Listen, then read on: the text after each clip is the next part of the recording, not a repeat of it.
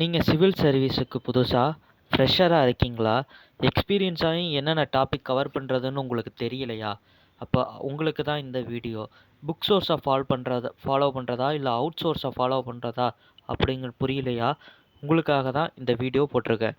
Book source உங்களுக்கு நல்ல ஒரு ஐடியாவை கொடுக்கும். அவுட் சோர்ஸ் உங்களுக்கு நல்லா பில்ட் பண்ண ஸ்ட்ராங்காக இருக்க உங்களுக்கு யூஸ் ஆகும்.